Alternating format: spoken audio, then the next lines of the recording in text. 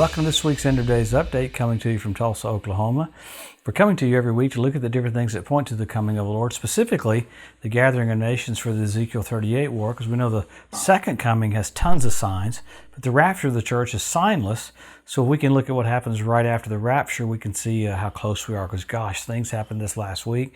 Things happened the last 2 weeks that literally are complete signs and a setup for what's going to happen right after the church leaves. So let's pick up with what's happened. So many things have happened in Israel. And the reason why we get into this is, you see the finish line, you run faster, not slower. The teaching on the coming of the Lord is not an escape theology, it's a hustle theology. I mean, tell a quarterback at the end of the game not to look at the play clock. No, you look at the play clock because the plays are so crucial because time is so short. And remember, Jesus rebuked the crowd. He said, hey, you can tell what the weather's going to be, but you don't know your hour of visitation. So it bothered him that they didn't know their hour of their visitation. So he wants us to know. So we approach these things to look at how close we are so that we do what we're called to do in a very short period of time, because Jesus is coming so soon. Wow, around Israel, so many things keep happening with Iran. Specifically, this is the big one. A couple days ago, there was a massive explosion right outside of Tehran. The underground missile production plant was blown up where nuclear missiles are made. I mean, it's amazing how Iran was getting really close to making one, so Israel had to preemptively do this. It's kind of wild, though. They did it with a cyber attack. They said the fireball was over the whole entire city of Tehran. It was so big that in Shiraz, Iran, it knocked out the power for half of a whole city. So Israel had to do that because Iran was bent on basically destroying and wiping Israel off the map. Because of that, you've had so many more airstrikes. You had Israel do another airstrike on the border of Syria and Iraq, right where the Euphrates River is. I mean, it's crazy. Took out Iranian militiamen. Because of that, I mean, Israel's having to so preemptively strike. Even last week, I didn't get into it, Iran sent 8 drones into Saudi Arabia with bombs and ballistic missiles way deep into Saudi Arabia and fired on them. And there's been no retaliation of that. But Israel's continually doing airstrike after airstrike after airstrike to stop the accumulation of missiles to get to Hezbollah.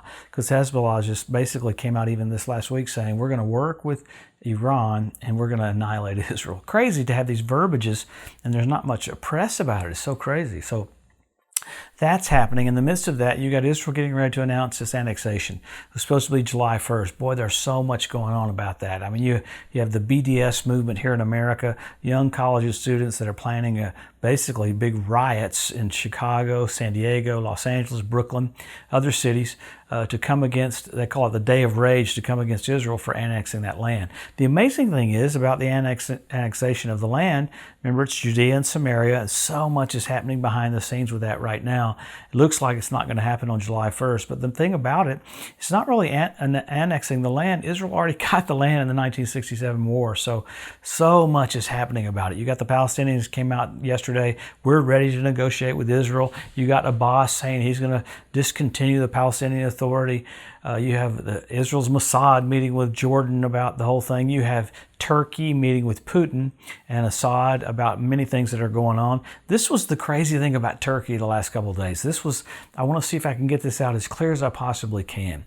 I'm looking at the writers from the Jerusalem Post, and the scenario that they posted was all the different places that Turkey is in military operations all over the Middle East, completely surrounding Israel.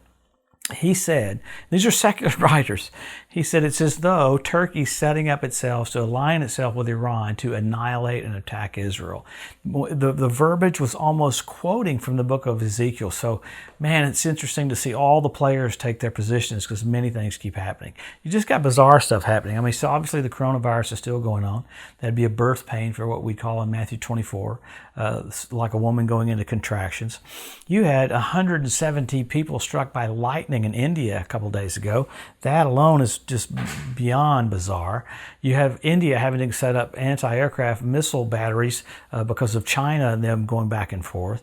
That's crazy. So I don't even get into all the locust stuff. I don't even get into all the other stuff that keeps happening. But I mean, you got amazing natural things happening along with earthquakes, along with the setup for the Ezekiel 38 war.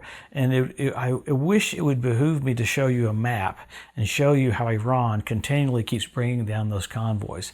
We were talking about it today. I believe that you're going to wake up and you're going to see that Damascus is going to be removed from being a city, because Israel took out another convoy going into Damascus where they retrofit those missiles with a higher advanced guidance system. So all this is happening. You had missiles from Gaza coming over. The big push, though, is this Judea and Samaria. I think the amazing thing is this going to lead up to another push that's going to literally go into the tribulation period. I think we're a little ways away from it, but man, it's a setup for it, because you're watching all the players act exactly like they would act during that tribulation period. So we're so blessed. Amazing. I mean, it's hard to get into all of it because it's just document after document after document. But if you looked at what they're getting ready for, it's literally Israel pushing for what it's supposed to do. And you're seeing the EU, you're seeing the UN, and you're seeing Russia and other nations push against Israel so hard to not get what it's supposed to have. And that's basically what you're going to see the greatest battle ever over, and that's the Battle of Armageddon. So what do? We go to the Scriptures. The Scripture is so blatant, it's so clear and so concise. England likes it when I talk about the Scripture. The signs are so blatant and so radical and so easy to understand. Number one, Israel made a nation. Number two, Jerusalem being won back. Jesus said the generation that sees those two events will not pass away till all is fulfilled. But then you got the Hebrew language restored. You got the Ethiopian Jews brought back. You got the fertility of the land of Israel. You got the revival of the Roman Empire. You have the Temple Mount Institute that's ready to start having sacrifices. You have all these different things happening. You got foxes showing up on the Temple Mount this last year. Amazing. Lamentations 5:18. You got fish showing up in the Dead Sea. That's wild. 2,500 years ago that was prophesied. When did that happen? Last year in 2019. You got the ritual baths around the Temple Mount filling up with water. You had the Sea of Galilee filling up with water. You had Rabbi Itzhak Kaduri. Jesus appeared to him. He got born again. A year later, his letter came out saying he'd come to know Jesus as the Messiah. He prophesied in one of his writings in 2005 that Israel will be ruled by two Benjamins at the coming of the Messiah. You got Benjamin Netanyahu and Benjamin Gantz sharing rulership right now because they couldn't form a government. So all these things are happening. There's many more. You got men will be lovers themselves. You got selfie sticks. You got 172 different species of predatory birds showing up in the land of Israel, which is remarkable. You have the cleanup crew for the Ezekiel 38 war. 7 years later at the Battle of Armageddon, God calls on the fowl of the air to come clean the land up again. So many things that are so right in front of us and so point to his return. It's remarkable to have the technology. There's more verses written about what it would look like than anything in the Bible. So we would have a heads up. We'd know. And that's what Jesus said. When you see these things, lift up your heads. The whole purpose of this, he loves you so much. He wants you excited. He wants you expectant. It's amazing how his love is so radiant to give us all this info so that we know how close we are. So then you go from signs to signals. You know, we had the blood red moons a few years ago on Passover and Tabernacles. That's amazing. I mean, you have 4 in a row. That's called a tetrad. When's the last time you had 4 in a row on Passover and Tabernacles? 1967 when Jerusalem was won back. 1948 when Israel was made a nation, and 1492 at the Edict of Expulsion, when God sent Christopher Columbus, sailed the ocean blue in 1492, raised up a safe harbor for the Jews, the United States of America. Amazing. So that in itself is remarkable. Then you had the Bethlehem star last year, first time in 2,000 years. The birth of Jesus, the constellation was Virgo. This last year it was Leo. He's the lion of the tribe of Judah. So remarkable to have tangible physical signs like that. Then you had Mercury do a flyby of the sun. Happens 5 times in a century. Went down directly over the Temple Mount at sundown. Then you had the moon formed a sickle. The planets formed a sickle. Orion changed his instrument to hammer. You have hammer and sickle on the same day. This one's really the crazy one. President Trump and Vice President Pence. We know that the coming of the Lord will be on Feast of Trumpets. You say the president's name and the vice president's name. You're saying the coming of the Lord. Trump, Pence. Amazing. So what do? We help our local church, help our local pastor. This is it. You accelerate as you see the finish line. Jesus is just about to come.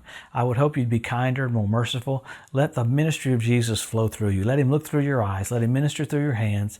and be Jesus to every person you come in contact with, because this is it.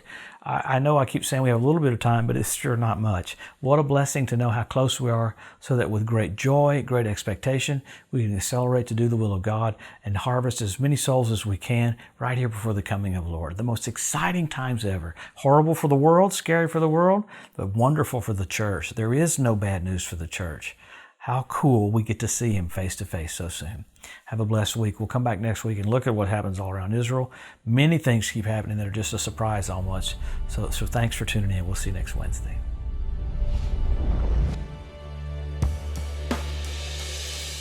Thanks for joining us today at the End of Days Update. If you'd like to be notified every time there's a new post, just go to the edu at josephmorris.com and subscribe to receive email alerts. If these posts and updates have been a blessing to you, please consider making a one-time donation to help get the message out, or even becoming a monthly partner with Joseph Morris Ministries. Thanks again for tuning in to the EDU, and we'll see you next week.